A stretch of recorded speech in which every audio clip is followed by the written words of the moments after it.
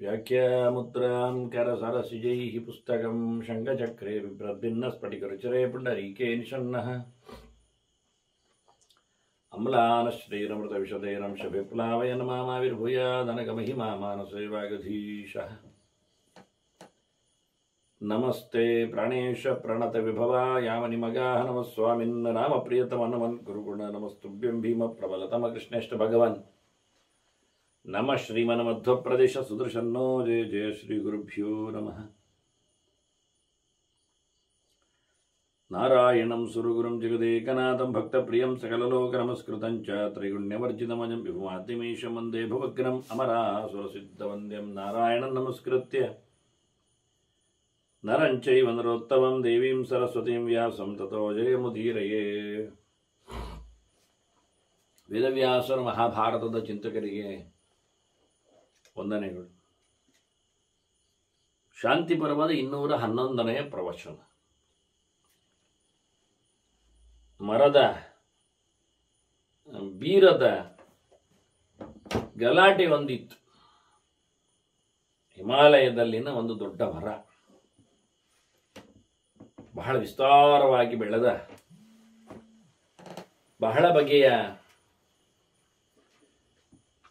ಎಲ್ಲರಿಗೂ ಒಂದು ದೃಷ್ಟಿಯಿಂದ ಆವಾಸವೆನಿಸಿಕೊಂಡ ಮರ ನಾರದರಿಗೆ ಸಿಕ್ಕಿ ತನ್ನೇನನ್ನೂ ಕಸುವನ್ನು ಕಳೆದುಕೊಳ್ಳದ ಮರದ ದೊಡ್ಡತನದ ಬಗ್ಗೆ ನಾರದರು ಭಾರಿ ಪ್ರಶಂಸೆಗೈತಾ ನೀನು ಗಾಳಿಗೆ ಇಷ್ಟ ಅಲ್ಲವಾ ಅಂತ ಹೇಳಿಕೊಂಡ. ಇಲ್ಲದೆ ಸುಮ್ಮನೆ ಗಾಳಿ ಎಲ್ಲವನ್ನೂ ಎಗರಿಸಿಕೊಳ್ಳುವವ ನೀನ್ಯಾಕೆ ಮೇಲೆ ಬಿದ್ದಿರಲಿಲ್ಲ ಅಂತ ಕೇಳಿದ್ರೆ ಭಾರಿ ಸುಮಾರಾಗಿ ಬಿಂಕಕ್ಕೆ ಮರ ಹೇಳುತ್ತದೆ, ಇಲ್ಲ ಬಾ ನಮೇ ಮಾಯು ಸಖಾ ಬ್ರಹ್ಮನ್ ನ ಬಂಧುರ್ ಮಮ ನಾರದ. ಏನ್ ಸ್ವಾಮಿ ಬ್ರಹ್ಮರ್ಷಿಗಳೇ, ನಾರದರೇ, ನನಗೆ ಗಾಳಿ ಏನು ಫ್ರೆಂಡ್ ಅಲ್ಲಲ್ಲ, ನನ್ನ ಬಂಧೂ ಅಲ್ಲ, ನನ್ನ ಗೆಳೆಯೂ ಅಲ್ಲ. ಮತ್ತೆ ನೀನು ಭಾರಿ ರಕ್ಷಣೆಗೊಳಗಾಗಿದ್ಯಲ್ಲ, ಭಾರಿ ನಿನ್ ಮೇಲೆ ಅವನಿಗೆ ವಿಶ್ವಾಸವ, ಪ್ರೀತಿಯ. ಎಂತ ಪ್ರೀತಿ? ಚಿರಮೇ ಪ್ರಿಯತೆ ನೈವ ಏನಮಾಂಬಿ ರಕ್ಷತೆ ಅನಿಲ. ಗಾಳಿ ನನ್ನನ್ನು ರಕ್ಷಣೆ ಮಾಡಲಿಕ್ಕೆ ನನ್ನ ಮೇಲೆ ಅವನಿಗೇನು ದೊಡ್ಡ ಆಸೆಯ, ಪ್ರೀತಿಯ? ಅದು ನಾನು ಪ್ರೀತಿ ಬರುವಂತೆ ಅವನಿಗೇನಾದ್ರೂ ಮಂಡೆ ಬಗ್ಗಿದ್ದೇನೆಲ್ಲ? ಏನಿಲ್ಲ. ನಮ್ಮಿಬ್ಬರ ಬಲದ ಬಗ್ಗೆ ನೀನೇನು ಹೋಲಿಕೆಯ ವಿಷಯದಲ್ಲೇನಿರಬೇಡ. ನನ್ನ ಬಲ ಎಷ್ಟು ಗೊತ್ತಾ? ಅವನ ಬಲ ಏನು ಹೇಳಲೆ? ಕಲಾಂ ಅಷ್ಟಾದಶಿಂ ಪ್ರಾಣೈ ನಮೇ ಪ್ರಾಪ್ನೋತಿ ಮಾರುತ. ನನ್ನ 18ನೆಯ ಒಂದು ಬಲಕ್ಕೂ ಅವನು ಸಮ ಇಲ್ಲ ಅಂತ ಹೇಳಿಬಿಟ್ಟಿದ್ದು ಮರ. ಸಾಮಾನ್ಯವಾಗಿ 16ನೇ ಒಂದು ಅಂಶ ಹೇಳುವುದುಂಟು. 8, 16 ಅಂದ್ರೆ ಹಿಂದೆಲ್ಲ ಆಣೆಯ ಲೆಕ್ಕಾಚಾರ, 4 ಆಣೆ, 8 ಆಣೆ, ಆನಂತರ 12 ಆಣೆ, 16 ಆಣೆ ಅಂತ. 16 ಆಣೆ ಅಂದ್ರೆ ಇಡೀ ರೂಪಾಯಿ ಆಯ್ತು. 4 ಆಣೆ ಅಂದ್ರೆ ಹಿಂದೆಲ್ಲ 25 ಪೈಸಾ. ಒಂದು ಆಣೆಗೆ 6 ಪೈಸಾ, 6 4 24 ಅಂತ. ಇವತ್ತಿನ ಮಕ್ಕಳಿಗೆಲ್ಲ ಗೊತ್ತಿಲ್ಲ, ಆಣೆಯನ್ನು ನೋಡ್ಲಿಲ್ಲ. ಆನೆಯನ್ನು ನೋಡಿದ್ದಾರೆ, ಆಣೆಯನ್ನು ನೋಡ್ಲಿಲ್ಲ. ಹಾಗೆ 4 ಆಣೆ ಎನ್ನುವುದು ಹಾಗೆ. 4 ಆಣೆ ಪಾವಲಿ ಕಾಣ್ಲಿಕ್ಕೆ ಸಿಗ್ತದೆ, ಈಗ ಚಾಲ್ತಿಯಲ್ಲಿಲ್ಲ. 8 ಆಣೆ, 8 ಆಣೆ 48 22 ಪೈಸೆ ಎಷ್ಟಿಗೆ ಅದಕ್ಕೆ? 12 ಆಣೆ, 16 ಆಣೆ. ಯಾರಾದರೂ ಸ್ವಲ್ಪ ಹೆಚ್ಚು ಕಡಿಮೆ ಮಾತಾಡುವವರಿದ್ರೆ ಅವರಿಗೆ ನಾವು 12 ಆಣೆ ಅಂತ ಹೇಳುವುದುಂಟು. ಅಂದರೆ ರೂಪಾಯಿ ಪೂರ ಇಲ್ಲ ಅವರು ಅಂತ. 1 ರೂಪಾಯಿ ಆಗ್ಲಿಕ್ಕೆ 16 ಆಣೆ. ಅದರಿಂದ ಹೇಳುವ ಕ್ರಮ ಹಾಗೆ ಲೆಕ್ಕಾಚಾರದಲ್ಲಿ ಮಾಡಿದ್ರು. ಷೋಡಶಾಂಶ ಅಂತ ಹೇಳುವುದೆಲ್ಲ ರೀತಿ ಇತ್ತು. ಇದು ಇನ್ನೂ ಮುಂದೋಗಿದೆ. 18ನೇ ಒಂದು ಅಂಶ ಹೇಳ್ತಾ ಉಂಟು. ಒಳ್ಳೆ ಲೆಕ್ಕ ಚೆನ್ನಾಗಿದೆ ಅದು. 18 6 ಒಟ್ಟು ಮಾಡಿದರೆ 108 ಆಗ್ತದೆ. 108ಕ್ಕೆ 18 ಎನ್ನುವುದು ಬಹಳ ಚಂದದ ಲೆಕ್ಕ. 6 ಸರ್ತಿ 18 ಆದಾಗ 108 ಆಗ್ತದೆ. ಮತ್ತೆ ಈ ಭಾರತಕ್ಕೂ ಅನುಕೂಲವಾಗಿ ಉಂಟಲ್ಲ, ಭಾರತದ ಸಂಖ್ಯೆ 18 ಅಲ್ಲ. ಹಾಗಾಗಿ ಇದು ಹೇಳುತ್ತಾ ಉಂಟು ಬಹಳ ಚಂದವಾಗಿ. 18ನೇ ಒಂದು ಅಂಶವೂ ಅಲ್ಲವ, ಆಯ್ತಾ? ಇನ್ನೆಂತ ಹೇಳೋದು? ಬಹಳ ಸಣ್ಣ ಮಟ್ಟದಲ್ಲಿ ಈ ಗಾಳಿದೇವನ ಬಗ್ಗೆ ಮಾತಾಡ್ತದೆ. ಬಂದಿದ್ದಾನೆ, ನನಗೇನು ಅನುಭವ ಇಲ್ಲಲ್ಲ. ಆಗಚ್ಚನ್ ಪರಶೋ ವಾಯು ಮಯ ವಿಷ್ಟಂಬಿತ ಬಲಾತ್. ಏನು ಮರಗಳನ್ನು ಬೀಳಿಸಿಕೊಂಡು ಬೆಟ್ಟದ ಕೋಡುಗಳನ್ನು ಗುರುಳಿಸಿಕೊಂಡು ಒಂದು ಹಾರಿ ಬಂದಿದ್ದಾನೆ ಕಮ್ಮಿಯ ಸುತ್ತಮುತ್ತಲಲ್ಲಿ. ನನಗೆ ಅಂತ ಮಾಡಲಿಕ್ಕೆ ಆಗಲಿಲ್ಲ. ಗಾಳಿ ಬೀಸಿ ಬಂದಿದೆ, ಬಿರುಸಿನಲ್ಲಿ ನಿಂತಿದೆ, ಎಲ್ಲವನ್ನು ಹಾರಿಸಿಕೊಂಡು ಹೋಗಿದೆ. ಆದರೆ ನಾನು ಗಾಳಿಯನ್ನೇ ನಿಲ್ಲಿಸಿಬಿಟ್ಟೆ ಅಂತ ಹೇಳಿ ಕೊಚ್ಚಿಕೊಂಡಿತ್ತು. ವಿಷ್ಟಂಬಿತ ಬಲಾತ್, ನಾನು ನನ್ನ ಬಲಾತ್ಕಾರದಿಂದ ಗಾಳಿಯನ್ನೇ ಇಲ್ಲಿ ತಡೆದಿದ್ದೇನೆ ಅಂತ ಹೇಳ್ತದೆ. ಒಂದೆರಡು ಸರ್ತಿ ಅಲ್ಲ, ಸಮಯ ಬಹುಶಃ ಭಗ್ನ ಪ್ರಭಂಜನ್ವೈ ಪ್ರಭಂಜನ. ಬೇರೆಯಲ್ಲೇ ಬೀಳಿಸಿಕೊಂಡು ಬಂದಿದ್ದಾನೆ. ಅವನಿಗೆ ಪ್ರಭಂಜನ ಅಂತ ಹೆಸರು. ಭಯಂಕರ ಬೀಳಿಸ್ತಾನೆ ಅಂತ, ಎಲ್ಲವನ್ನು ದೂಡುತ್ತಾನೆ ಅಂತ. ನನ್ನನ್ನು ದುಡ್ಲಿಕ್ಕಾಗಲಿಲ್ಲ.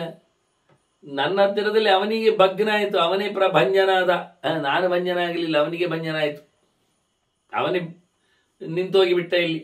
ತಸ್ಮಾನ್ನ ಬಿಭ್ಯೇ ದೇವರ್ಷಿ. ನನಗೆಂತ ಹೆದರಿಕೆ ಇಲ್ಲ, ಆಯ್ತಾ.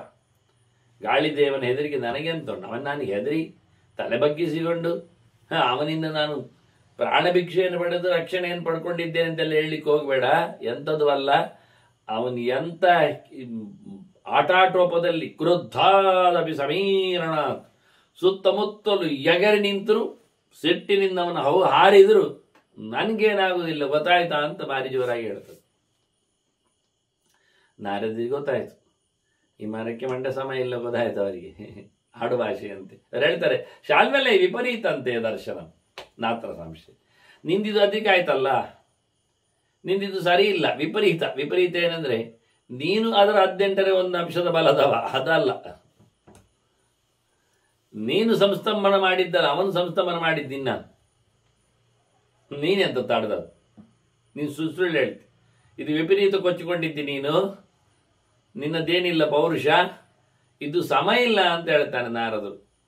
ನೀನು ನೋಡಿಕೊಂಡದ್ದು ಲಾಯ್ಕಿಲ್ಲ, ನಿನಗೆ ಚೆನ್ನಾಗಿ ಕಾಣುವುದಿಲ್ಲ, ಇದು ನಿನಗೆ ನಿಜವಾದ ದರ್ಶನ, ಶಾಸ್ತ್ರದ ಅಭಿಪ್ರಾಯ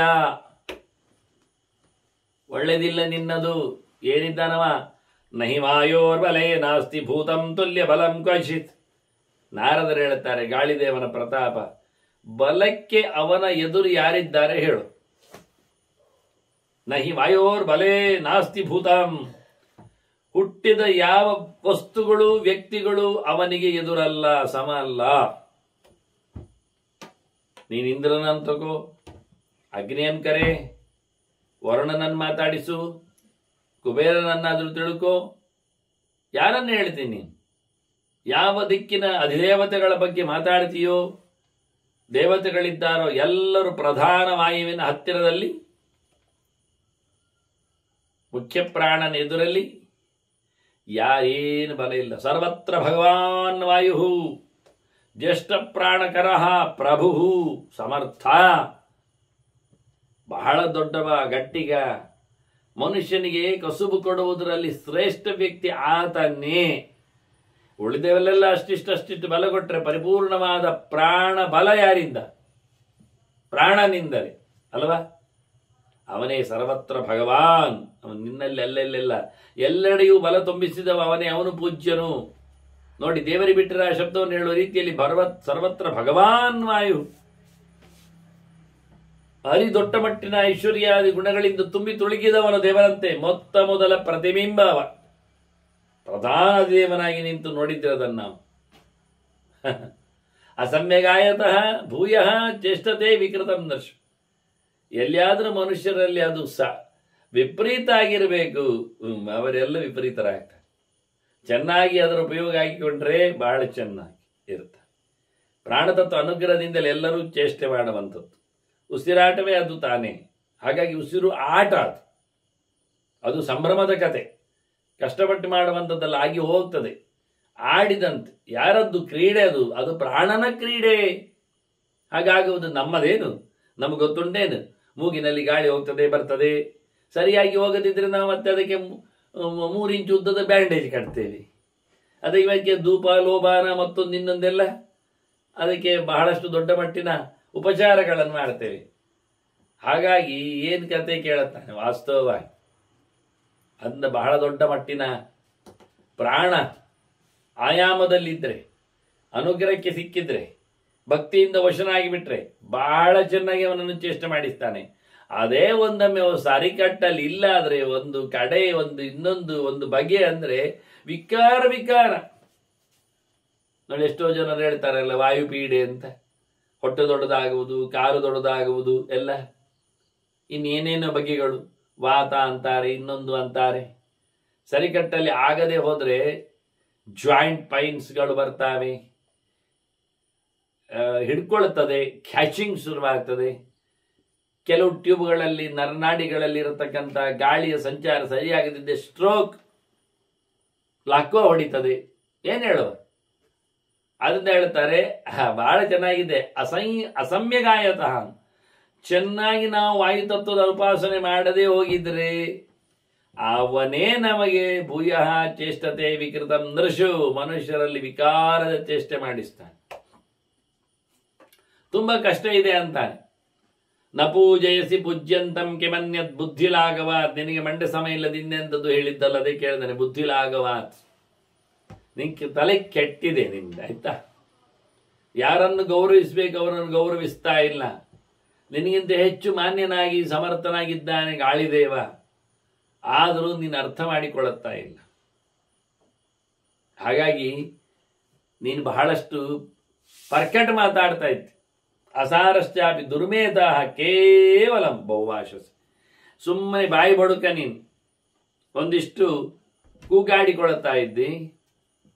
ನಿನ್ನಲ್ಲಿ ಏನು ಬಲ ಇಲ್ಲ, ದುರ್ಬಲನಿದ್ದಿ. ದುರ್ಬಲ ಮಾತ್ರ ಅಲ್ಲ, ನಿಂಗೆ ಬುದ್ಧಿಯೂ ಸಮ ಇಲ್ಲ, ದುರ್ಬುದ್ಧಿಯವನಿದ್ದಿ ನೀನು. ಹೀಗಾಗಿ ಒಟ್ಟಾರೆ ಸುಮ್ಮನೆ ನೀನು ಕೂಗಾಡಿಕೊಳ್ಳುತ್ತಾ ಇದ್ದಷ್ಟು. ಕ್ರೋಧಾದಿವಿರವಚ್ಛನ್ನ ಮಿಥ್ಯಾ ವದಸಿ ಶಾಲ್ಮಲೆ, ನಿನಗೆ ಕೋಪ, ವಾಯುವಿನ ಮೇಲೆ ನಿನಗೆ ಕೋಪ ಇದೆ, ಅದಕ್ಕೆ ನೀನು ಬಾಯಿ ಬಂದಾಗಿ ಹೇಳೋದು, ಸುಳ್ಳು ಹೇಳಬಹುದು. ಆಯ್ತಾ? ಹೋಗ್ತೇನೆ, ಹೇಳುತ್ತೇನೆ, ನಾನು ಹಾಗೆ ಹೇಳುತ್ತೇನೆ. ನಾನು ಗಾಳಿ ಹತ್ರ ಮಾತಾಡಲಿಕ್ಕೊಂಡು ಬ್ರವೀಮ್ಯಶಃ ಸ್ವಯಂ ವಾಯೋ ತವ ದುರ್ಭಾಷಿತಂಬವು, ನೀನು ಭಯಂಕರ ಕೊಚ್ಚಿಕೊಂಡದ್ದೆಲ್ಲ ಉಂಟಲ್ಲ, ಬೇಡ್ದಿದ್ದದೆಲ್ಲ ಹೇಳಿದ್ಯಲ್ಲ, ಅದನ್ನು ಸೀದಾ ನಾನು ವಾಯುವಿಗೆ ಕೇಳಿಸ್ತೇನೆ. ನಾನು ಹೇಳಿ ನಾರದರು ಹೊರಟೇ ಬಿಡ್ತಾರೆ ನಿಜವಾಗಿ ಅಲ್ಲಿಂದ. ಹೇಳ್ತೇನೆ, ನಾನು ಹೇಳಲಿಕ್ಕೆ ಉಂಟು ಅಂತ. ಯಾಕೆಂದ್ರೆ ನಿನಗೆ ಇವತ್ತಿನವರೆಗೆ ಯಾರಾದ್ರೂ ಹೀಗೆಲ್ಲ ಮಾಡಿದ್ದುಂಟ? ಎಷ್ಟು ಮರಗಳು ನಿನ್ನ ಜೊತೆಯಲ್ಲಿಲ್ಲ?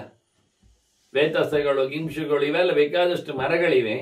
ಎಲ್ಲಿಯಾದ ಆ ಮರಗಳು ಮಾತಾಡಿದವೆ ಹೀಗೆ? ತೈಶ್ಚಾಭಿನೈವ ದುರ್ಬುದ್ಧೆ ಕ್ಷಿಪ್ತ ವಾಯು, ಯಾವ ಕಾಲದಲ್ಲಿಯೂ ಗಾಳಿದೇವನನ್ನು ಯಾವ ದೊಡ್ಡ ಮರಗಳು ಸಹ ಮಾತಾಡಲಿಲ್ಲ. ಅಶ್ವತ್ಥ ಆಗಲಿ, ತಿಂದುಕಾಗಲಿ, ಮತ್ತೊಂದು ಇನ್ನೊಂದೆಲ್ಲ ನೀನೊಬ್ಬರೇ ಮಾತಾಡಿ. ಯಾವತ್ತಾಗಿ ದುರಾತ್ಮಭಿ ಕ್ಷಿಪ್ತ ವಾಯು, ಕೆಟ್ಟ ಮನಸ್ಸುಳ್ಳವರು, ಕೆಟ್ಟದವರು ಮಾತ್ರ, ನಿಜವಾಗಿ ಕೆಟ್ಟು ಹೋದವರು ಮಾತ್ರ ಪ್ರಾಣನನ್ನು ಬೈತಾರೆ, ನಿಂದಿಸ್ತಾರೆ, ಅಳಿತಾರೆ. ಅವರಿಗೂ ಗೊತ್ತು, ಎಲ್ಲರಿಗೂ ತೇಬಿ ಜಾನಂತಿ ವಾಯೋಶ್ಚ ಬಲಂ ಆತ್ಮನೇಮಚ, ಅವರ ಸಾಮರ್ಥ್ಯನು ವಾಯುವಿನ ಸಾಮರ್ಥ್ಯನು ಎನ್ನುವುದು ಅವರು ಕಂಪ್ಯಾರಿಟಿವ್ಲಿ ಚೆನ್ನಾಗಿ ಉಳಿದವರು ತಿಳ್ಕೊಂಡಿದ್ದಾರೆ. ನಾವು ಯಾವ ಮಟ್ಟದಲ್ಲಿಯೂ ಪ್ರಾಣನ ಬಲಕ್ಕೆ ಸಮ ಅಲ್ಲ ಅಂತ ಅವರಿಗೆಲ್ಲ ಬೋಳಿಸಿಕೊಂಡು ಬಿದ್ದುಕೊಂಡೆಲ್ಲ ಅರ್ಥ ಆಗಿದೆ. ನೀನು ದೊಡ್ಡ ಮಟ್ಟಿನಲ್ಲಿ ಅರ್ಥ ಮಾಡಿಕೊಳ್ಳದೆ ಕೊಚ್ಚಿಕೊಳ್ಳುತ್ತಾ ಇದ್ದೀಯಾ? ತೊಂತು ವಾಯೋ ನಜಾನೀಶೇ ವಾಯೋ ಬಲವನಂತಗಂ, ಪ್ರಾಣ ತತ್ವದ ಹಿರಿಮೆ ನಿನ್ನೆ ಗೊತ್ತಿಲ್ಲ, ಅದರ ಬಲದ ಲೆಕ್ಕಾಚಾರ ಬರುವುದಿಲ್ಲ. ನೀನು ಬಲದ ಬಗ್ಗೆ ಮಾತಾಡ್ತಿ 18ನೇ ಒಂದಂಶ ಅಂತ. ನಿನ್ ಕರ್ಮ ಅಳತೆಗೆ ಸಿಗದ ಬಲ ತುಂಬಿದವ ವಾಯುದೇವ ಅಂದಾಗ ನಿನ್ನ ಅಂಶ ಹೇಳುವುದು ಎಲ್ಲಿ ಬರ್ತದ? ನಿನ್ನಲ್ಲಿ ಏನುಂಟು? ಕೋಟ್ಯಂಶವೂ ಇಲ್ಲ ನಿನ್ನಲ್ಲಿ. ಆ ವಾಯು ತತ್ವದಲ್ಲಿ ಇರತಕ್ಕಂಥ ಬಲದ ಲೆಕ್ಕಾಚಾರದ ನಿನ್ನ ಬಲ ಹೇಳಿದ್ರೆ 1 ಕೋಟಿಯಲ್ಲಿ 1 ಅಂಶವೂ ನೀನಲ್ಲ. ಗೊತ್ತುಂಟ? ಎಂತ ಕೊಚ್ಚಿಕೊಳ್ತಿ ಮಾರಾಯ. ಹೇಳುತ್ತೇನೆ, ಹಾಗೆ ಹೇಳುತ್ತೇನೆ ಹೇಳಿ ಸೀದಾ ನಾರದರು ವಾಯುದೇವರ ಹತ್ರ ಹೇಳ್ತಾನೆ. ಆ ಹಿಮಾಲಯದ ತಪ್ಪಲಿನಲ್ಲಿ ಇರತಕ್ಕಂಥ ಒಂದು ಆ ದೊಡ್ಡ ಬೂರುಗದ ಮರ ಉಂಟಲ್ಲ, ಅದು ಬೂಸೆ ಬಹು ವ್ಯಾಕ್ಷೇಪಯುಕ್ತಾನಿ ತ್ವಾಮಾಹ ವಚನಾನಿ ಸಹ. ಆ ಎಲ್ಲ ಪ್ರಾಣಿಗಳು ನೆಲೆಗೊಳ್ಳತಕ್ಕಂಥ ಮರ ವಿಶಾಲವಾದ ಹಮ್ಮಿಕೊಂಡದ್ದು, ಅದೊಂದು ಕೊಚ್ಚಿಕೊಂಡಿದೆ, ಹೇಳಿಕೊಂಡಿದ್ದೆ, ಬಹಳಷ್ಟು ಮಾತಾಡಿದೆ.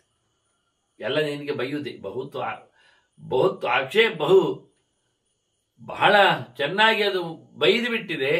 ಎಲ್ಲ ಆಕ್ಷೇಪ ಮಾಡ್ತಾ ಇದೆ, ಸರಿ ಇಲ್ಲ ಹೇಳಿದೆ. ಕೆಟ್ಟ ಮಾತುಗಳೆಲ್ಲ ನಯುತ್ತಾನೆ ಮಯ ಬಾಯು ತಾನಿವತ್ತು ತವಾಗ್ರತ. ನಿನ್ನೆದುರದು ಹೇಳಲಿಕ್ಕೆಲ್ಲ ನನಗೆ ಇಷ್ಟ ಆಗುವುದಿಲ್ಲ. ಅದು ಹೇಳಿಕೊಂಡು ಕೊಚ್ಚಿಕೊಂಡ ಮಾತುಗಳನ್ನೆಲ್ಲ ನಾನು ನಿನಗೆ ಹೇಳಬಾರ್ದು, ಆಗುವುದಿಲ್ಲ. ಅದು ನೀನಲ್ಲ. ಬಹಳ ಆಕ್ಷೇಪಗಳ ಮಾತು ನಾನು ಹೇಳಿದೆ. ಅದು ಜಾನಾವಿತ್ವಾಂ ಅಹಂ ವಾಯು ಸರ್ವಪ್ರಾಣ ಭೃತಾಮರ. ಯಾಕೆಂದ್ರೆ ನನಗೆ ನೀನು ಗೊತ್ತಿ ಹೇಗಿದ್ದಿ ಅಂತ ಚೆನ್ನಾಗಿ ನಾನು ತಿಳ್ಕೊಂಡಿದ್ದೀನಿ. ನಾರದರು ಹೇಳ್ತಾರೆ, ಬಹಳ ಎತ್ತರದವ ನೀನು ಅಂತ.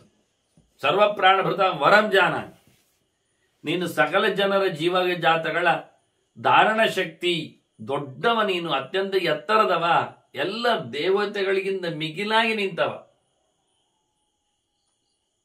ಬ್ರಾಹ್ಮಣೋ ದಿವಸಾಂ ಶ್ರೇಷ್ಠ ಹೇಳಿದ ಹಾಗೆ ಆ ನಂತರದಲ್ಲಿ ದೇವಶ್ರೇಷ್ಠಸ್ತು ಮಾರುತಃ ಅಂತ ಸಕಲ ದೇವತೆಗಳಿಂದ ವಾಯು ಜೀವೋತ್ತಮ ಅನ್ನುವ ಸಂಗತಿಯನ್ನು ನಾರದರು ಹೇಳ್ತಾರೆ. ನನಗೆ ಗೊತ್ತುಂಟು.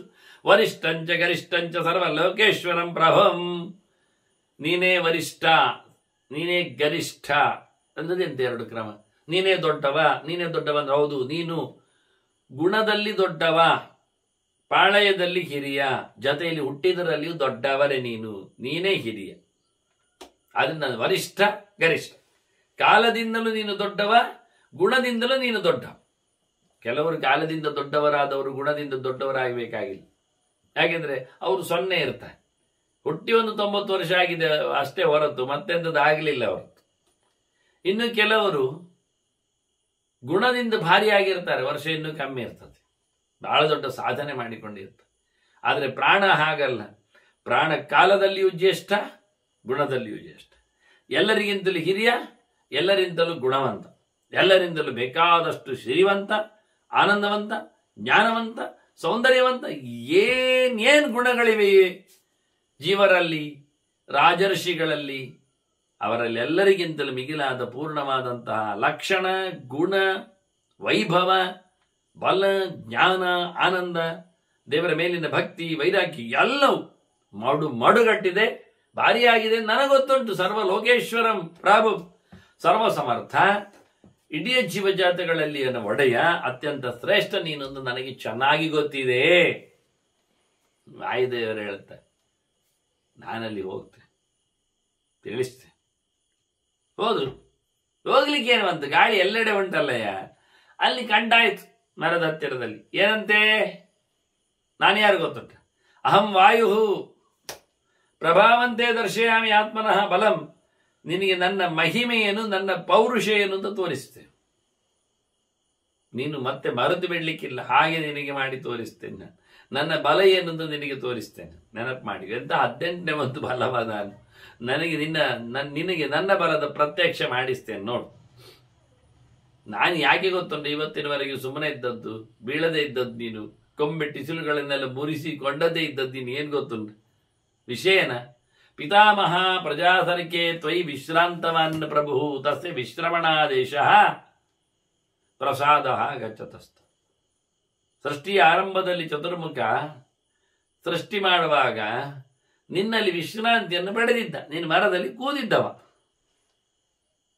ಇದ್ದ, ಮರದಲ್ಲಿಯೋ ಮರದ ಅಡಿಯಲ್ಲಿ ನೆರಳಿನಲ್ಲಿಯೂ ಇದ್ದ ಅಂತ ನಿನ್ನನ್ನು ಆಶ್ರಯಿಸಿಕೊಂಡಿದ್ದ. ಮತ್ತೆ ಮುಂದೋದ.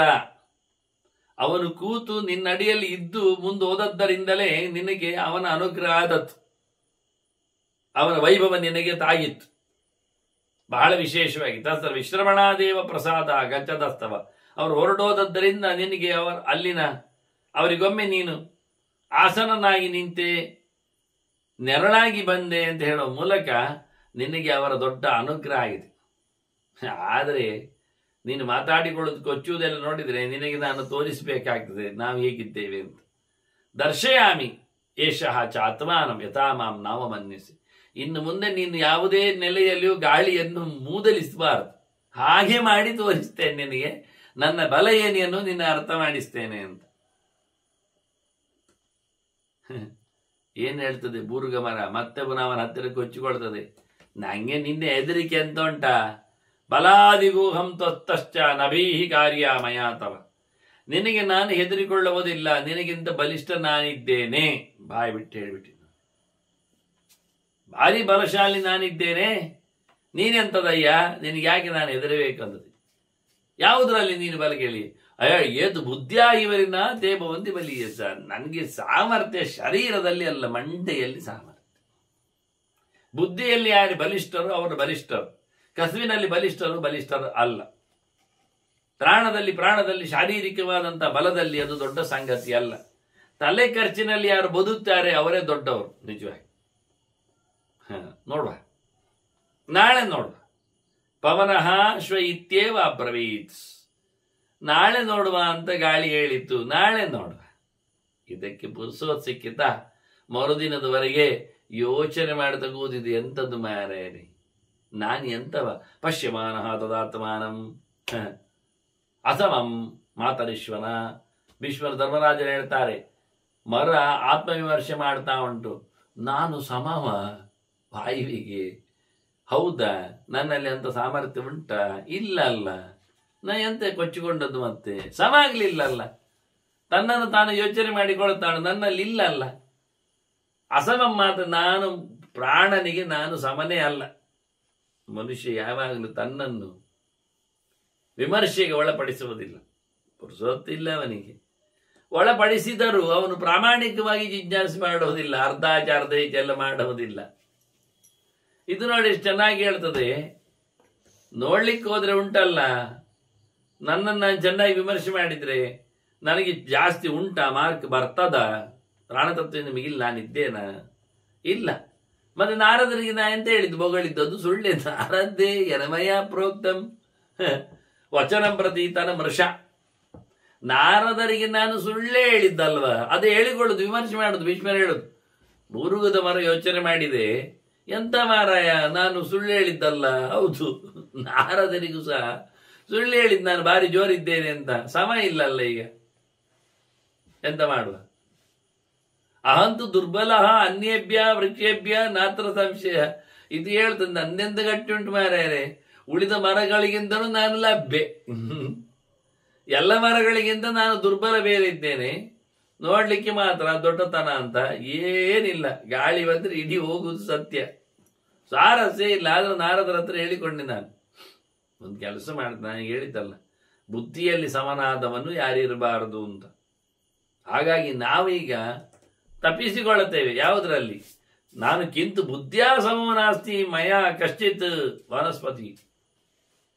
ನನಗೆ ಸಮನಾದ ಬುದ್ಧಿ ಬಲದಲ್ಲಿ ಒಂದು ಮರ ಆದ್ರೂ ಉಂಟಾ ನೋಡಿ. ಇನ್ನೇನು ಯೋಚನೆ ಮಾಡಿ, ಯಾವ ಮರಕ್ಕೂ ಬುದ್ಧಿ ಸಮ ಇಲ್ಲ ರೀ. ಅವುಗಳು ಬುದ್ಧಿ ಖರ್ಚು ಮಾಡ್ತಾ ಇಲ್ಲ. ಆದ್ರಿಂದಲೇ ಅವುಗಳು ಇವತ್ತಿನವರೆಗೆ ಬೀಳುದು. ಗಾಳಿ ಬಂದಾಗ ಬೀಳುವುದು ಯಾಕೆ ಕೇಳಿದ್ರೆ, ತೇಬಿ ಬಾಲ ನಜಾನಂತಿ. ಬದುಕುವ ಕಲೆ ಅವರಿಗೂ ಗೊತ್ತಿಲ್ಲ. ಅವರಿನ್ನೂ ಬಾಲಿಕರು, ಬಾಲಿಷರು. ನಾನಾಗಿ ಒಳ್ಳೆ ಬುದ್ಧಿ ಖರ್ಚು ಮಾಡ್ತೇನೆ, ಬುದ್ಧಿ ಖರ್ಚಿನಿಂದ ನಾನು ಪಾರಾಗಲಿಕ್ಕೆ ನೋಡ್ತೇನೆ. ಅವುಗಳಿಗೆ ಆ ಬುದ್ಧಿ ಖರ್ಚು ಮಾಡುವ ಯೋಗ್ಯತೆ ಇಲ್ಲ. ಅದು ಹೇಳಿ ರೀತಿ. ಅದನ್ನು ಬುದ್ಧಿ ಖರ್ಚು ಮಾಡಿ ಏನು ಮಾಡಿದೆ? ಇದು ಆ ಮರಗಳಿಗೆಲ್ಲ ಪರಿಣಿನಃ ಅಂತ ಹೇಳಿತ್ತು. ಎಲೆಗಳುಳ್ಳವರೇ, ನೀವು ದಾರಿ ಮಾಡಿಕೊಳ್ಳಿಲ್ಲ, ಬುದ್ಧಿ ಖರ್ಚು ಮಾಡಲಿಲ್ಲ, ನಾಳೆ ಬೀಳ್ತೀರಿ ನೀವು, ಎಳೆ ಕಾಯಿ ಹೂ ಹಣ್ಣು ಎಲ್ಲ ಹೊತ್ಕೊಂಡು ಅಂತ. ತಾನು ಅದನ್ನೆಲ್ಲ ಮಾಡಿಕೊಂಡಿದೆ. ಈಗ ಏನ್ ಮಾಡ್ತಾ ಉಂಟು ಗೊತ್ತುಂಟ? ಶಾಖಾಹ ಸ್ಕಂದಾನ್ ಪ್ರಶಾಖಾಶ್ಚ ಸ್ವಯಮೇವ ವ್ಯಶಾತಯತ್. ಹಣ್ಣು, ಕಿಸಲಯ, ಬೀಜ, ಟೊಂಗೆ, ಟಿಸಿಲು, ಕಾಂಡ, ಬ್ರಾಂಚ್ ಎಲ್ಲ ಪಟ ಪಟ ಪಟ ಉರುಳಿಸಿಕೊಂಡಿದ್ದದು. ಬರ್ಲಿ, ಗಾಳಿ ಬರ್ಲಿ, ಅದಕ್ಕೆ ನಾನು ಬುದ್ಧಿ ಕಲಿಸ್ತೇನೆ, ಬುದ್ಧಿ ಖರ್ಚು ಮಾಡ್ತೇನೆ. ಗಾಳಿಗೆ ಇವೆಲ್ಲ ಅಡ್ಡ ಬಂದಾಗ ಆದ್ರೆ ಅದು ಕೊಚ್ಚಿ ಹೋಗುದು, ತುಂಡಾಗಿ ಬೀಳುದು. ಗೆಲ್ಲೆಲ್ಲ ಮುರ್ಕೊಂಡೆ ಮೊದಲೇ ಇದ್ರೆ ಗಾಳಿ ಹಾಗೆ ಹಾರಾಡಿ ಹೋಗ್ತದೆ, ಏನಾಗುದಿಲ್ಲ. ಅದನ್ನ ನಾನು ಮೊದಲಿಗೆ ಗಾಳಿ ಬರುವ ಮುಂಚೆ ತಡಿಲಿಕ್ಕೆ ಆಗಲಿ ಬಡಿಲಿಕ್ಕೆ, ಹಿಂದೆ ಹೇಳಿದ್ದು ಕೊಚ್ಚಿಕೊಂಡಿತ್ತು, ನಾನು ತಡೆದಿದ್ದೇನೆ, ಸುಮಾರು ಸತಿ ತಡೆದಿದೆ ಅಂತ. ನಿಜವಾಗಿ ತಡಿಲಿಕ್ಕೆ ಆಗ್ಲಿಲ್ಲ, ಅದಕ್ಕೆ ತಡೆಯುವುದಿಲ್ಲ. ಈಗೇನ್ ಮಾಡ್ತದೆ? ಬುದ್ಧಿ ಬಲದಿಂದ ನಿಜವಾಗಿ ಟೊಂಗೆ ಟಿಸಿಲುಗಳಿಂದ ಆರಾಮವಾಗಿ ದೊಡ್ಡ ಮಟ್ಟಿನಲ್ಲಿ ಗಾಳಿ, ಬೀಜಗಳಿಂದ ಹಣ್ಣುಗಳಿಂದೆಲ್ಲ ತುಂಬಿದ ಮರ ಅಂತಾದ್ರೆ ಬೀಸು ಗಾಳಿ ಬಂದ್ರೆ ಅದು ದೂಡಿಕೊಂಡು ಹೋಗ್ತದೆ. ಯಾಕೆಂದ್ರೆ ನೀವು ನೋಡಿ, ಒಂದು ಒಳ್ಳೆ ಬ್ಯಾನರ್ ಕಟ್ತಾರೆ, ಗಾಳಿಯಲ್ಲಿ ಅದು ಹರಿದು ಹೋಗ್ತದೆ. ಅದೇ ಆ ಬ್ಯಾನರ್ ಅಲ್ಲಿ ಒಂದು ಎರಡು ಕಡೆಯಲ್ಲಿ ಹೊಟ್ಟೆ ಮಾಡಿಬಿಟ್ರೆ ಗಾಳಿ ಬಂದ ಹರಿದಿಲ್ಲ, ಆಗ ಹೊಟ್ಟೆಯಲ್ಲಿ ಗಾಳಿ ಹೋಗಿರ್ತದೆ. ಅಡ್ಡ ತಡೆದಾಗಿ ನೀರಿಗೆ, ಗಾಳಿಗೆ, ಬೆಂಕಿಗೆ ಎಲ್ಲ ಸಿಕ್ಕಿ ಬೀಳುವುದು, ಬೇರೆ ಕಡೆಯಲ್ಲಿ ಹೋಲ್ಕೊಡಬೇಕು. ಆಗ ಅದನ್ನು ಕಂಟ್ರೋಲ್ ಮಾಡಲಿಕ್ಕೆ ಬರ್ತದೆ. ಅದರಲ್ಲಿ ಇದು ಏನ್ ಮಾಡಿದ್ದೆ ಕೇಳಿದ್ರೆ, ಎಲ್ಲ ಇದ್ರೆ ತಾನೆ ಅಡ್ಡ ಆಗುದು. ಅದು ಎಲ್ಲ ಎಲೆಗಳನ್ನು ಬೀಳಿಸಿತು, ಹಣ್ಣುಗಳನ್ನು ಬೀಳಿಸಿತು, ಹೂವುಗಳನ್ನು ಬೀಳಿಸಿತು, ಕಾಯಿಗಳನ್ನು ಬೀಳಿಸಿತು. ಈಗ ಗಾಳಿ ಏನಾದ್ರು ರೈಯ ಪಾಸ್ ಆಗ್ತದೆ ಮೇಲಿಂದ ಬಂದ್ರೆ. ಯಾಕೆ? ಎಲ್ಲ ಒಟ್ಟೆ, ಒಂದು ಎಲೆ ಅಡ್ಡವೇ ಇಲ್ಲ. ಎಲೆ ಹೀಗೆ ಅಡ್ಡ ಬಂದ್ರೆ ಗಾಳಿಗೆ, ಅದು ಗಾಳಿ ದೂಡುವಾಗ ಎಲೆ ಸಮೇತ ಗೆಲ್ಲು ಆಚೆ ಹೋಗ್ತದೆ. ಹಾಗೆ ಎಲ್ಲ ಒಟ್ಟಿಗೆ ದೂಡುವಾಗ ಎಲ್ಲ ಗೆಲ್ಲುಗಳು ಆಚೆ ಹೋಗ್ಲಿಕ್ಕೆ ಹೋಗಿ ಇಡೀ ಮರವೇ ಬೀಳ್ತದೆ. ಈಗೇನಾಯ್ತು? ಗೆಲ್ಲುಗಳನ್ನು ಕಳ್ಕೊಂಡಿದ್ದದು. ಮರ ಸ್ವಯಂ ತಾನೇ ಚಿಂತೆಯಿಂದ ಯೋಚನೆ ಮಾಡಿಕೊಂಡು, ನಾನು ಹೇಳಿದ್ದು ಸಮ ಇಲ್ಲಲ್ಲ, ಏನಾದ್ರು ಬುದ್ಧಿ ಕಲಿಸ್ಬೇಕು ಹೇಳಿಕೊಂಡು ತಾನೇ ಎಲ್ಲ ಎಲೆಗಳನ್ನು ಉದುರಿಸಿತು, ಹಣ್ಣು ಕಾಯಿಗಳನ್ನು ಬೀಳಿಸಿತು, ಹೂ ತೊಗಟೆಗಳನ್ನೆಲ್ಲ ನಿರ್ಮೂಲ ಮಾಡಿತು, ಟೊಂಗೆ ಟಿಸಿಲ್ಗಳನ್ನೆಲ್ಲ ಹಾಕಿಕೊಂಡಿತ್ತು. ಖಾಲಿ ಒಂದು ಬುಡ್ಡೆ, ಈಗ ಅದು ಇಲ್ಲ ಸರಿ ಕಟ್ಟಿದಲ್ಲಿ, ಒಂದು ಬುಡ್ಡೆ ಮಾತ್ರ ಉಳಿದಿದೆ, ನೆಲದ ಮೇಲೆ ನಿಂತು ಕಾಣ್ತದೆ, ಮತ್ತೆಲ್ಲ ಇಲ್ಲ, ಎಲ್ಲ ಬೀಳಿಸಿಕೊಂಡು ಕೂತಿದೆ. ಯಾಕೆ? ಟೊಂಗೆಯನ್ನು ಬಲಾತ್ಕಾರವಾಗಿ ವಾಯು ದೇವಿ ದೂಡಿದ್ರೆ ಆ ಟೊಂಗೆ ಸಮೇತ ಇದ್ದ ಮರವು ಬೀಳ್ತದೆ ದೂಡುವ ರಭಸದಲ್ಲಿ. ಟೊಂಗೆ ಮಾತ್ರ ತುಂಡಾಗಿ ಬೀಳುವುದಲ್ಲ. ಅದು ನಾನು ಇಡೀ ಸಾಯುವುದಕ್ಕಿಂತ ಇವರನ್ನೆಲ್ಲ ಕಳ್ಕೊಳ್ತೇನೆ ಹೇಳಿ ಭಾರಿ ಚಂದಾಗಿ ಒಂದು ತುಂಡು ಮಾತ್ರ ಉಳಿಸಿಕೊಂಡಿದೆ, ಮತ್ತೆಲ್ಲ ಕೆಳಗೆ ಹಾಕಿದೆ. ಇವುಗಳಿಗೆಲ್ಲ ಬುದ್ಧಿ ಇಲ್ಲ ಅಂತ ಹೇಳುದು. ಉಳಿದ ಮರಗಳಿಗೆಲ್ಲ ತೇ ಬಾಲಾಹ ನಸ ಜಾನಂತಿ ನಚ ಜಾನಂತಿ. ಇವುಗಳಿಗೆ ಮರಗಳೆಲ್ಲ ಪೆಟುದಿಂದ ಬಿದ್ದಿದ್ದಾವೆ, ಗಾಳಿ ಬರ್ತದೆ, ಬೀಳ್ತದೆ, ಇವುಗಳಿಗೆ ಅರ್ಥ ಆಗ್ಲಿಲ್ಲ. ಇವುಗಳು ಬುದ್ಧಿ ಖರ್ಚು ಮಾಡಿದ್ರೆ, ಈಗೆಲ್ಲ ವಿಂಡೋಸ್ ಕೊಟ್ರೆ ಬರತಕ್ಕಂಥ ಗಾಳಿಗೆ ಪಾಸ್ ಆಗ್ಲಿಕ್ಕೆ ಬೇಕಾದಾಗೆ ನಮ್ಮನ್ನೆಲ್ಲ ನಾವು ಕಳ್ಕೊಂಡು ಸರಿ ಮಾಡಿಕೊಂಡ್ರೆ ಬೀಳುದೇನು ಬಂತು ಹೇಳಿಕೊಂಡು, ಇವುಗಳಿಗೆ ಗೊತ್ತಿಲ್ಲದೆ ಇವುಗಳು ಸಿಕ್ಕಿ ಬಿದ್ದೆಲ್ಲ ಬಿದ್ದದ್ದು ಮರ ಮತ್ತೆ ದೊಡ್ಡ ದೊಡ್ಡ ಕಟ್ಟಡ ಅದು ಇದು ಅಂತೇಳಿ ಬೀಳ್ಲಿಕ್ಕೆ ಕಾರಣವೇ ಅವುಗಳಿಗೆ ಟೆಕ್ನಿಕ್ ಗೊತ್ತಿಲ್ಲ. ಹಾಗಾಗಿ ನಾನು ಎಲ್ಲವನ್ನು ಕಳ್ಕೊಂಡಿರ್ತೇನೆ ಹೇಳಿ ಶಾಖಾಹ ಸ್ಕಂದಾನ್ ಪ್ರಶಾಖಾಚ ಸ್ವಯಮೇವ ವಿಷಾತಯತ್ ಕಿಂತು ಬುದ್ಧಿಯ ಸಮೋ ನಾಸ್ತಿ ಮಮ ಕಶ್ಚಿತ್ ವನಸ್ಪತಿ ಅಂತ ಹೇಳಿಕೊಂಡದ್ದು. ವನಸ್ಪತಿಗಳಲ್ಲಿ ಮರಮಟ್ಟುಗಳಲ್ಲಿ ನನಗಿಂತ ಮಿಗಿಲಾದ ಬುದ್ಧಿಶಾಲಿಗಳೇ ಇಲ್ಲ ಅಂತ ಕೊಚ್ಚಿಕೊಂಡಿದೆ. ನೋಡಿ, ಬಲ ಇಲ್ಲ ಅಂತ ಕೊಚ್ಚಿಕೊಂಡಿತ್ತು, ಈಗ ಗೊತ್ತಾಯ್ತು ಬಲ ಉಂಟು, ಸುಮ್ಮನೆ ನನ್ನಲ್ಲಿ ಬಲ ಇಲ್ಲ, ಎದುರಾಳಿಯಲ್ಲೇ ಇರುವುದು. ಈಗ ಬುದ್ಧಿ ಎದುರಾಳಿಯಲ್ಲಿ ನನ್ನಲ್ಲಿ ಮಾತ್ರ ಉಂಟು. ಇಂಥ ಹಿರಣ್ಯಕಶಿಪುಗಳ ಸಂಸಾರ ಬೇಕಾದಷ್ಟು ಬಂದಿದೆ. ಬುದ್ಧಿ ಖರ್ಚು ಮಾಡಿದವರು ಬದುಕಿ ಉಳಿದ್ರೆ ಇದು ಹೇಳ್ತದಾಗಿ, ನಾನೀಗ ಬುದ್ಧಿ ಖರ್ಚು ಮಾಡಿಕೊಂಡು ವಿಷ್ಣುವನ್ನು ನಿಲ್ಲಿಸಿಕೊಂಡಿದ್ದೇನೆ. ಪ್ರಾಣನನ್ನು ವಿಷ್ಣುವನ್ನೇ ಅನ್ನೋದಕ್ಕಿಂತ ವಿಶೇಷವಾಗಿ ಬುದ್ಧಿ ಖರ್ಚು ಮಾಡಿ ನಿಲ್ಲಿಸಿಕೊಂಡಿದ್ದೇನೆ ಅಂತ ಕೊಚ್ಚಿಕೊಂಡಿದೆ. ವಾಯು ಪ್ರಭಾತೆ ವಾಯುಮಾಯಾಂತಂ ಪ್ರೇಕ್ಷತೆ ಸ್ಮ ವನಸ್ಪತಿ. ಬೆಳಿಗ್ಗೆ ಬಂದೇ ಬಿಟ್ಟಿದ್ದು ಗಾಳಿ, ಒಂದೊಂದನ್ನು ದೂಡಿಕೊಂಡು ಒಂದೊಂದನ್ನು ಸದ್ದು ಮಾಡಿಕೊಂಡು ಸಾಯ್ ಸಾಯ್ ಅಂತ ಹೇಳ್ತಾ ಎಲ್ಲ ಬೀಸುಗಾಳಿ, ಬಿರುಗಾಳಿ, ಚಂಡಮಾರುತ, ಪ್ರಚಂಡಮಾರುತ ಎಲ್ಲ, ಸುಳಿಗಾಳಿ, ರಭಸದ ಗಾಳಿ, ಧೂಳಿಗಾಳಿ, ಆಕಾಶಗಾಳಿ, ಭೂತಗಾಳಿ ಎಲ್ಲ ಬಂದಿದೆ. ಬರ್ಬಡಿ ಭಾರಿ ಗೋಜಲಿ ಬರ್ತಾ ಉಂಟು. ನೋಡಿದ್ದು ಖುಷಿಯಾಗಿದೆ. ಅದಕ್ಕೆ ರಾತ್ರಿ ಕೊಟ್ಟಿದ್ದಾನೆ ಪುರುಸೋತ್, ನಾಳೆ ಬರ್ತೇನೆ ಹೇಳಿದ್ದಾನೆ. ಎಲ್ಲ ಕೈಕಾಲುಗಳನ್ನೆಲ್ಲ ಮುರಿದುಕೊಂಡು ಕೂತಿದೆ. ಗಾಳಿ ಬರೋದು ಗೊತ್ತಾಗಿದೆ. ಗಾಳಿ ಬಂತು, ನೋಡಿತು, ಖುಷಿ ಆಯ್ತು ಗಾಳಿಗೆ. ಎಂತಾಯ್ತು ನಿನ್ನ ಕರ್ಮ, ಎಂತ ಮಾಡಿಕೊಂಡೆ? ಎಲ್ಲ ಬೋಳಿಸಿಕೊಂಡು ನೀನೇ ಕೂತಿದ್ದೆ. ಅಲ್ಲ ನಾನೇನು ಮಾಡ್ತಿದ್ದೆ ಅದೇ ನೀನು ಮಾಡಿ ಆಯಿತು. ನಾನು ಬಂದು ನಿನ್ನ ಕೈಕಾಲುಗಳನ್ನೆಲ್ಲ ಮುರಿಬೇಕಿತ್ತು. ಗಾಳಿ ರಭಸದಲ್ಲಿ ಎಲೆ ತಾಳುವುದೇನು, ಕಾಯಿ ಬೀಳುವುದೇನು, ಉದುರಿ ಟೊಂಗೆ ಟಿಸಿಲುಗಳೆಲ್ಲ ಮುರಿದು ಹಾಕಿಕೊಳ್ಳುವುದೇನು, ಕೊರೆಗೆ ಬುಡಕಿತ್ತು ಹೋಗುವುದೇನು, ಎಲ್ಲ ಆಗಿಕೊಂಡಿದೆ ಇಲ್ಲಿ ನೋಡುವ ಹಾಗೆ. ನಿನ್ನದೇ ಮಂಡೆ ಹಾಳುತನದಿಂದ ನೀನೇ ದೊಂಡೆಗಳನ್ನೆಲ್ಲ ಪಸೆ ಮಾಡಿಕೊಂಡು ಹಾಳು ಮಾಡಿಕೊಂಡಿದ್ದಿ ನೋಡು. ಆತ್ಮ ದುರ್ಮಂತ್ರಿತೇನೇಹ ಮದ್ವೀರ್ಯ ವಶಕೃತಃ. ನಿನ್ನ ಮಂಡೆ ಖರ್ಚು ಹಾಳಾಗ್ಲಿಕ್ಕೆ ಹೋಗಿ ಈಗ ನನ್ನ ಅಂಕೆಗೆ ನೀನು ಒಳೆಪಟ್ಟೆ. ಏನಂತೆ, ನಾಳೆ ಗಾಳಿ ಬರ್ತದೆ ಅಂತ ಹೇಳಿ ಹೆದರಿಕೊಂಡೆ ಕೈಕಾಲೆಲ್ಲ ಮುರಿದೋಯ್ತದ್ರತ್ತು ಅಂತ. ಬರಬೇಕಾಗಿಲ್ಲ. ನಿನ್ನದೇ ಕೆಟ್ಟ ಯೋಚನೆಗಳಿಂದ ನೀನು ಮತ್ತೆ ನನ್ನದೇ ವೀರ್ಯಕ್ಕೆ, ಪರಾಕ್ರಮಕ್ಕೆ, ನನ್ನ ಏನೊಂದು ವಿಶೇಷವಾದ ಪೌರುಷಕ್ಕೆ ನೀನು ಬಲಿಯಾಗಿ ಬಿಟ್ಟು ಇನ್ನೆಂತ ಅಂತ. ಇದಕ್ಕೆ ನಾಚಿಕೆ ಆಯ್ತು, ಕಮ್ಮಿ ಅಲ್ಲ. ಹತಪ್ಯತ ವಚಶ್ರುತ್ವ ಸ್ವಚಸ್ಮೃತ್ವ ಶಾಲಮಲಿಹಿ ವ್ರೀಡಿತಸ್ತದ. ನಾಚಿಕೆಯಿಂದ ಅಯ್ಯೋ ನಾನೇ ಹಾಳು ಮಾಡಿಕೊಂಡೆ ಅಲ್ಲ. ಗಾಳಿ ಬರ್ತದೆ, ಗಾಳಿ ಬಂದರೆ ನೋಡಿ, ಇಷ್ಟು ಜೋರಾಗಿ ಗಾಳಿಯನ್ನು ಟೀ ಕೊಟ್ಟರು ಒಂದು ಚೂರಾದ್ರೂ ತುಂಡು ಉಳಿಬೋದಿತ್ತೇನೋ. ನಾರದರು ಕೇಳಿದ್ರು, ಹಾರಾಡ ಬೇಡ, ಪ್ರಾಣದ ಜಗಳ ಬೇಡ ಅಂತ. ನಾನು ಕೇಳಿಕೊಳ್ಳಿಲ್ಲ, ಏನೋ ಆಗ್ತದೆ ಅಂತೇಳಿ ಬಂದೆ ಅಂತ ಹೇಳಿಕೊಂಡು ಭಯಂಕರ ಸಂಕಟ ಪಟ್ಟಿದ್ದು. ಒಂದು ವ್ಯವಸ್ಥೆಯಲ್ಲಿ ಉಳಿಸಿಕೊಳ್ಳಿಕ್ಕೆ ಆಗಲಿಲ್ಲಲ್ಲ ಅಂತ ಭೀಷ್ಮರು ಹೇಳ್ತಾರೆ ಧರ್ಮರಾಜನ ಹತ್ರ, ಕೇಳಿದ್ಯಾ ಶಾಲ್ಮಲಿ ಕತೆ? ಹೀಗೆ ಬೂರುಗದ ಮರೆಯ ಕತೆ ಹಾಗೆ, ಮರದ ಕತೆ ಹಾಗೆ ಕೊಚ್ಚಿಕೊಳ್ಳಿಕ್ಕಿಲ್ಲ, ದುರ್ಬಲನಾದವ ಬಲಿಷ್ಠ ಅಂತ ಹೇಳಿಕೊಳ್ಳುವಂತ ಆಗಲಿಲ್ಲ, ಎಲ್ಲ ಸಿಕ್ಕೇ ಬೀಳುತ್ತೆ, ಉಪಯೋಗ ಇಲ್ಲ ಆಗ್ತದೆ ನೋಡಿ. ನಕರ್ವೀತ ತಸ್ಮಾತ್ ವೈರಂ ನಕರ್ವೀತ ದುರ್ಬಲ ಬಲವತ್ತರೈ. ಭಾರಿ ಪೌರುಷವಂತರಲ್ಲಿ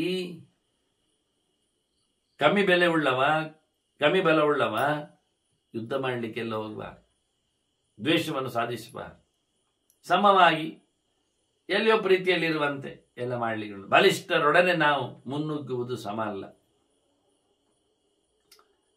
ಬಹಳ ಒಳ್ಳೆಯದಾಗಿ ಪ್ರಾಣತತ್ವ ಭಾರಿ ಬಲಿಷ್ಠವಾದಂಥ ವಸ್ತು, ಅದರಲ್ಲಿ ಎಲ್ಲವೂ ಇಲ್ಲದ ದುರ್ಬಲವಾದ ಸಂಗತಿಯೂ ಹೋರಾಟಕ್ಕೆ ನಿಂತಿತು ಅಂದ್ರೆ ಇದೆಲ್ಲ ಕತೆ ಕೇಳಿ ಗೊತ್ತಾಯ್ತು, ಆಗುವುದಿಲ್ಲ ಅಂತ. ಕತೆ ಕೇಳಿದ್ದಾಗಿ ಯಾವ ಹಂತದಲ್ಲಿಯೂ ಬಲಿಷ್ಠರ ಜೊತೆಯಲ್ಲಿ ವಿರೋಧ ಮಾಡಿಕೊಳ್ಳದೆ ತನ್ನ ಬಲವನ್ನು, ತನ್ನ ಲಿಮಿಟೇಷನ್ಸ್ಗಳನ್ನು, ತನ್ನ ದೌರ್ಬಲ್ಯಗಳಂತ ತಿಳ್ಕೊಂಡ್ರೆ ಬಹಳ ಚೆನ್ನಾಗಿ ಮನುಷ್ಯ ಬದುಕ್ತಾನೆ. ಇದೇನಾಗಿದೆ ಅಂದರೆ ಇನ್ನೊಬ್ಬರಲ್ಲಿರತಕ್ಕಂಥ ವ್ಯಾಲ್ಯೂವನ್ನು ಕಮ್ಮಿ ಆಗಲಿಕ್ಕಾಗೋದು, ತನ್ನಲ್ಲಿರತಕ್ಕ ಗುಣವಂತಿಯನ್ನು ದೊಡ್ಡದು ಮಾಡಿ ಹೇಳೋದು. ಅದೆಂಥದ್ದು ಬೆಟ್ಟದ ಹಾಗೆ ಭೂತ ಕನ್ನಡಿಯಿಟ್ಟು ಇಡೀ ದೊಡ್ಡ ಮನುಷ್ಯರಂತೆ ಸೋಗಾಗೋದು, ನಿಜವಾಗಿ ಏನಿಲ್ಲ, ಏನಾದರೂ ಇದ್ರೆ ಮುಂದೆ ಇರುವವರಲ್ಲಿದ್ದ. ಹಾಗಾಗಿ ನಿಜವಾಗಿ ದುರ್ಬಲರು ಸಬಲರ ಜೊತೆಯಲ್ಲಿ, ಪ್ರಬಲರ ಜೊತೆಯಲ್ಲಿ ಕಾಲ್ಕೆದಗಿ ಯುದ್ಧಕ್ಕೆ ಹೋಗಬಾರ್ದು ಎನ್ನುವುದು ಈ ಒಂದು ಶಾಲ್ಮಲಿ ಮರದ ಕಥೆಯಲ್ಲಿ ಗೊತ್ತಾಗ್ತದೆ ಎಂದು ಭೀಷ್ಮರು ಹೇಳ್ತಾ ಇನ್ನಷ್ಟು ವಿಶೇಷವಾದ ಕೆಲವು ಸಂದೇಶಗಳನ್ನು ಹೇಳಿಕೊಡುತ್ತಾರೆ. ಮತ್ತೆ ಅದರ ಚಿಂತನೆ ನಡೆಸುವ ವಂದನೆಗಳೊಂದಿಗೆ ಶ್ರೀಕೃಷ್ಣ ನಾರಾಯಣ ನಾರಾಯಣ.